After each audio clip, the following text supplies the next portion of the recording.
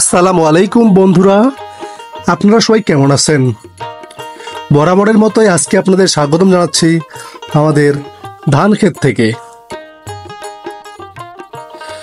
আমি অলরেডি শুরু করে দিয়েছি ধান ক্ষেতে সার দেওয়ার জন্য, যেটাকে আমরা আমাদের আঞ্চলিক ভাষায় বলি সার ছিটানো। তো আমি সার ছিটাচ্ছি। সবুজের বুকে এক টুকরো লাল গেঞ্জি পরে আমি সার ছিটাচ্ছি। এখানে আমাদের প্রায়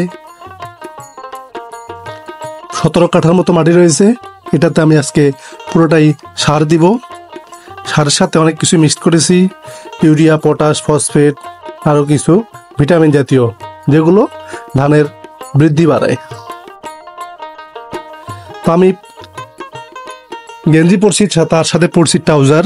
ইন করে দিয়েছি অবশ্য, কারণ লুঙ্গি পরে গেলে পাগুলো কাটা যায় এই ধানের যে চারাগুলো আছে সেগুলো দিয়ে, তাই প্যান্ট পরে নিয়েছি, ট্রাউজার। দেখেন কত সুন্দর ভিউ, একটা সবুজের বুক চিরে আমি একাই সার ছিটাচ্ছি, আশপাশে কেউ নাই, মানুষজন। আলাদা একটা অনুভূতি, কৃষির কাজ করতে ভালো লাগে, তাই তো সময় পেলে আমি লেগে যাই এই কাজ করতে।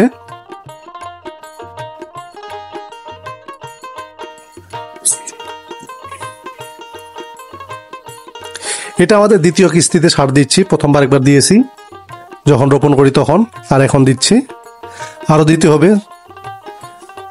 সার না দিলে ফলন তেমন হয় না।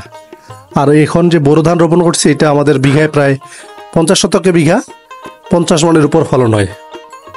তো বিশাল একটা ফলন হয় এবং দামও পাওয়া যায় মোটামুটি ভালো। উত্তপ্ত দুপুরে এইভাবে সার ছিটাচ্ছি, ভালোই লাগতেছে।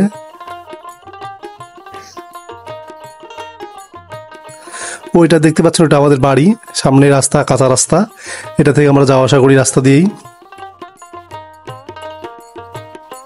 আর সার ছিটানো মূলত দুপুরবেলাই হয়।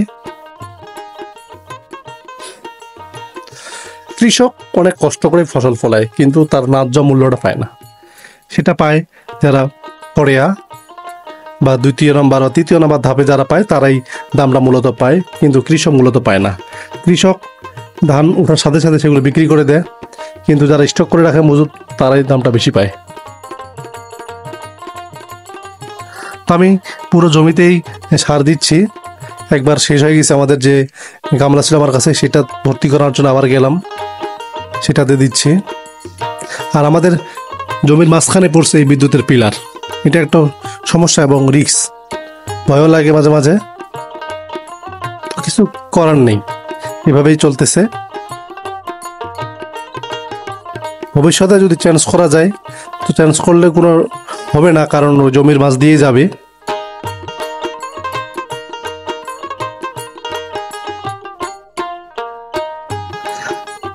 তো বন্ধুরা, আমার ভিডিওগুলো কেমন লাগে অবশ্যই কমেন্টে জানাবেন। আর সুন্দর সুন্দর ভিডিও পেতে আমাদের সাথে থাকবেন, এবং ফেসবুকে ফলো দিয়ে পাশে থাকবেন, এবং ইউটিউবে সাবস্ক্রাইব করবেন, এবং সবসময় লাইক কমেন্ট করবেন। ধন্যবাদ, ভালো থাকবেন। আসসালামু আলাইকুম।